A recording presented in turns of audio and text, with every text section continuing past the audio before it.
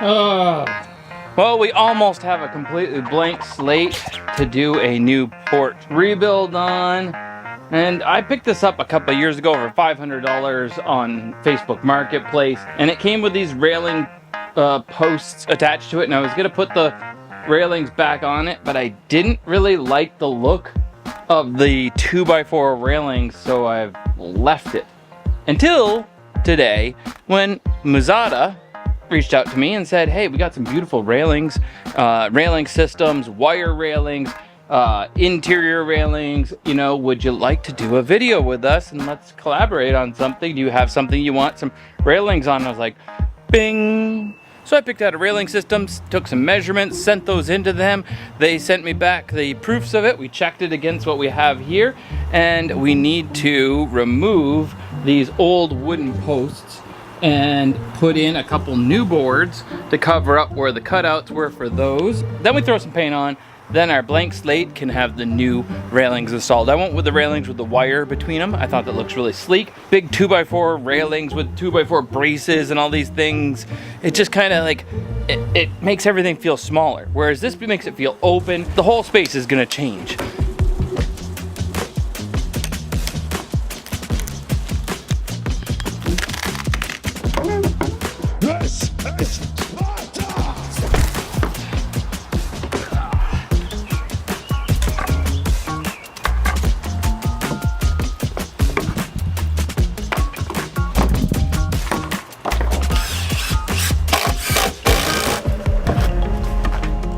Oh, that was kind of close, right by those nails. Ay. I always do this, good screws. These are like some star-bitted deck screw of some sort. They got like coating on them. Take them apart. They cost a lot, but some piece of junk sheetrock screw, you try to pull it back out, it breaks off, it's a big mess. These could use them 100 times over.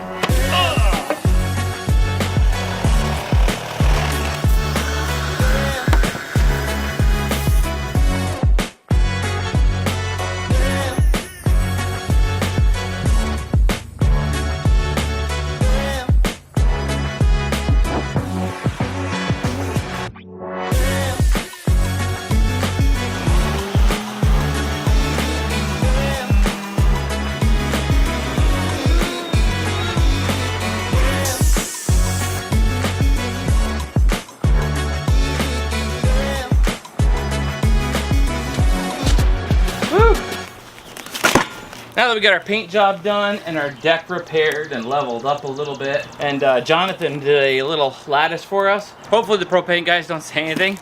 I asked them before, like they're like, oh, as long as it doesn't cover it. So they can walk right up and just open this up, and there's a prop stick and everything, and open these up and fill them. It's kind of super obvious that it's covering something. But Sparrow had a good idea.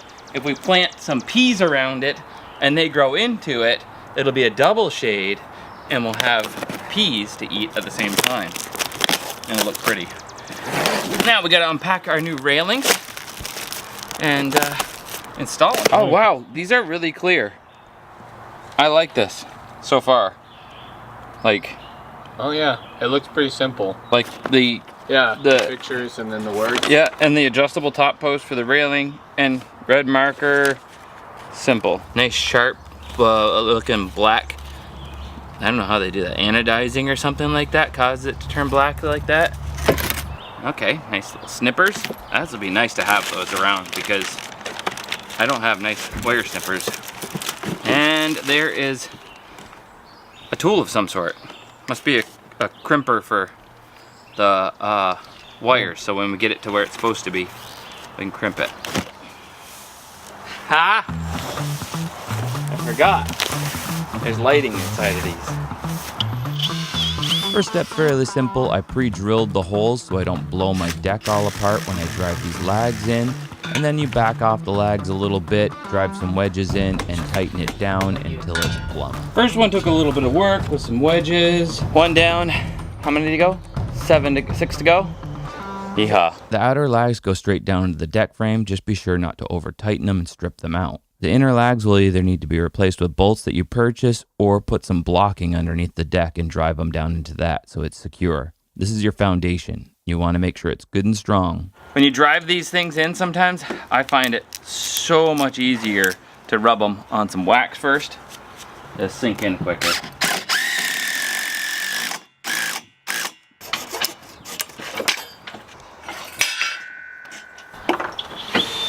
So don't lose stuff when they send it to you, because we were ready to get this thing underway and we lost the LEDs that they had sent to go in the rails. We had to go to Walmart. Plan here is we gotta do this miter in the corner. And just in case it doesn't go perfectly first cut, I'm gonna leave this end long on both pieces and check it, because like I've said before, this is an old porch, and so the squareness of all this, not real. No, it's not really a thing. It never probably was.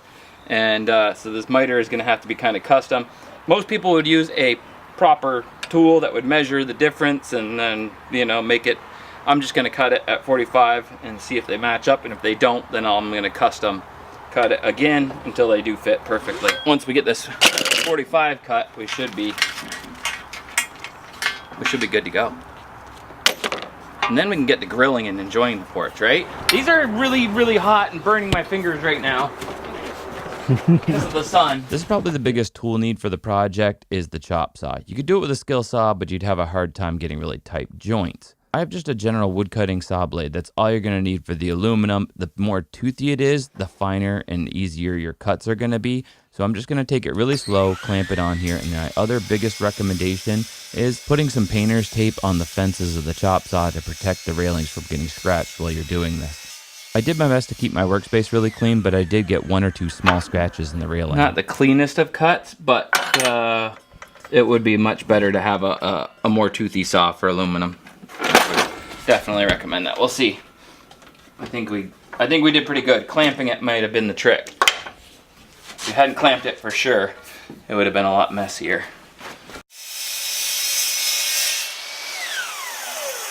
Gotcha. All right. Yeah, it's a little tiny bit at the bottom, but I think I could fix that with just a little bit of the old sander.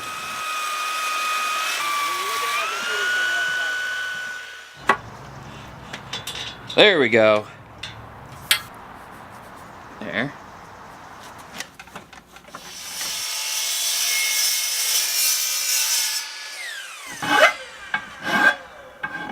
Now we got to put the tops on. Yeah, there we go. That's how we do it. Here, keep going, Noah. I'm just like, that feels so good. It's. Woo! I feel like I gotta invent something, you know, like I seen like one of those things that they cooling jacket. They have fans that go on your belt and you clip your shirt into it and it puffs up your shirt and it cools you off. So learning something else as we're going along here, I've noticed a couple of times we've already scuffed up some of our new paint. Like you really got to keep on top of keeping your space clean. Like anytime he was doing it already, they have a broom over there.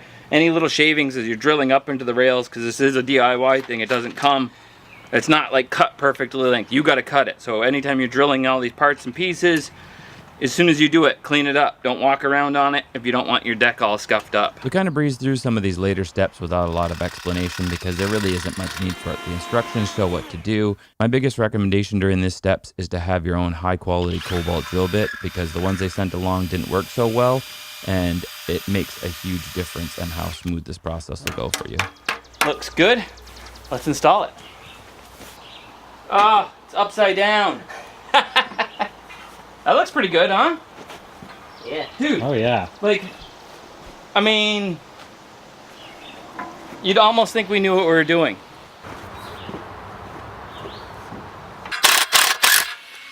There we go. And we could theoretically lay it on top and do this all upside down, but this, being that it's a smaller railing, is much easier this way. If you're amateur, you could totally do the corners, even if it seems scary to you. If you have a good chop saw blade with more teeth, you cut it wrong, cut it again, get it right, and then trim them to length. Little file to get the burrs off, put them together, screw it all together. Missed! Try again.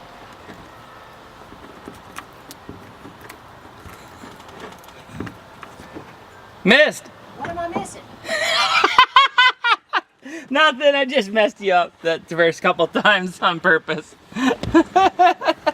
And then what, you get it all the way in there and then you peel the strip out from behind? Yeah, and then start walking it from one side to the other. From This is gonna look so cool. Yeah. And it's the app for your phone. Oh yeah. Alright, pull it your way. Pull it. Alright, good there. Now pulling it back my way. Alright, let's flip it. Alright, scratch the corner. They do send these rubber bands that cover the joints. I don't know how long they'll last in the sun, and our joints are actually pretty clean. Hey, that works. Nice. And there's extra. So, I mean, you could just undo the Allen keys and replace them every couple of years if you really wanted to. That's pretty slick. Alright, we had to undo one. Their instructions say, what was it, Jonathan, again? It was 5/8? 5/8 of an inch. So, I'll show you what we're doing as we're installing them. But these little things on this one piece of railing here, and where it stops and starts on a corner, you have these little things you crimp on there and then you bend it out. You basically feed it into here and then you let it spring out and it locks it in place, right? Through the hole, it's locked in place like so. Well, we got it wrong and there isn't any extras. So we went to the hardware store, we got some little things we have to make our own, and now we got to trim this off of there. There's another set of pliers if that'll make it easier. There we go. And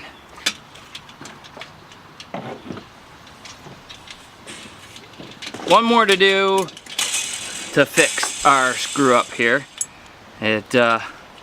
But I'll take you through the whole process. Let's go do a full one over here that doesn't have one of these clips on it.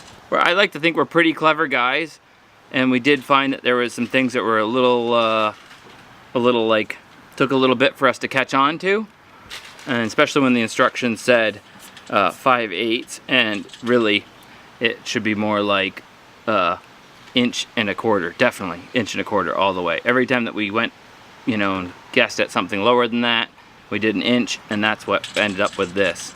So let me show you right from the top.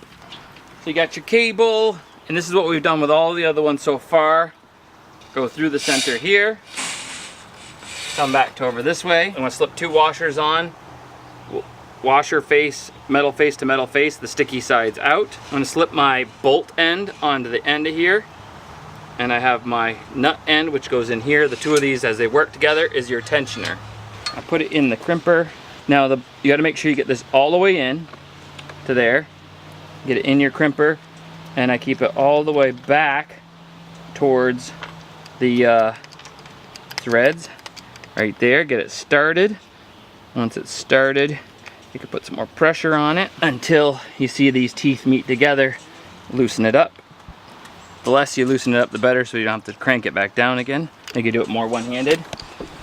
And then go through your railing at the end here, and you can see I tighten it onto there, put my nut end on, and I'm just gonna halfway thread it on. That gives me a whole bunch of tensioning to work with.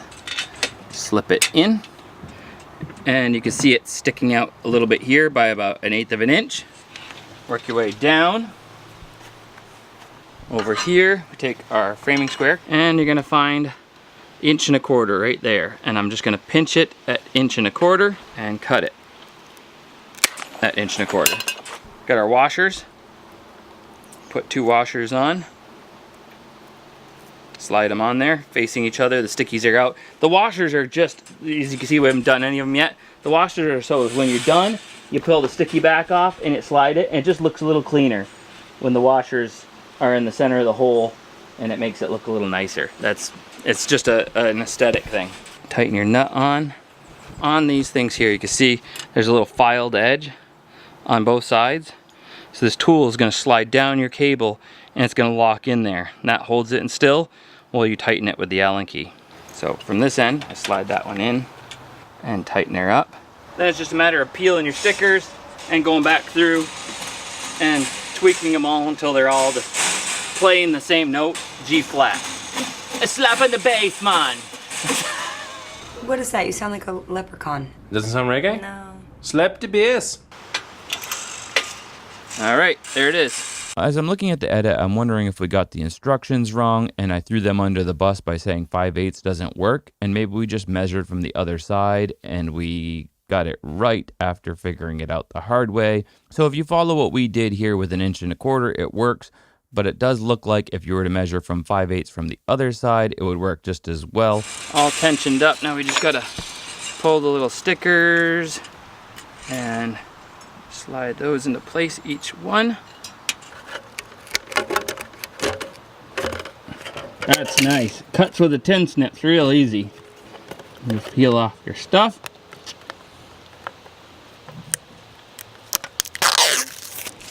Snap it in place.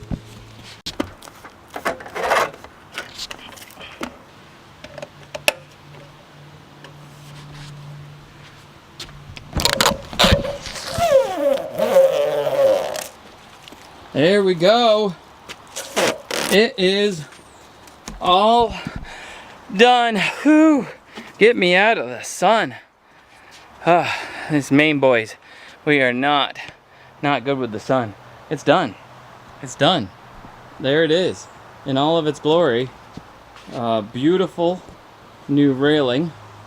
The reason I like this one specifically with the cables is I'll be able to see all my little flowers. I'll have some rosemary, some thyme, some basil, some sage coming up there. So when I'm doing my little catch and cooks out here in my grilling area, just reach over the railing or through the railing and snip off a little piece of something savory to pull up and chop up and incorporate in my grilling, which we're gonna do in a minute.